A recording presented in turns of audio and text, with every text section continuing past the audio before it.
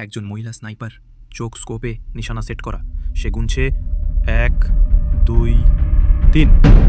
Trigger টানতেই গুলি রকেটের মতো ছুটে গেল, সোজা মাথায়, নিখুঁত হেডশট।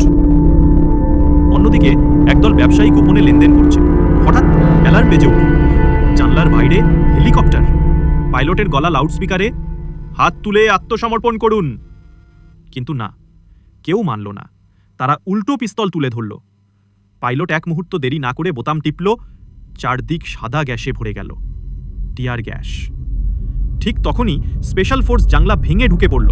ধাপে ধাপে টিম এগোচ্ছে, বন্দুকের গর্জন, শত্রুরা দিশে হারা। আরেক দল মেইন গেট দখল করে পালানোর পথ বন্ধ করল।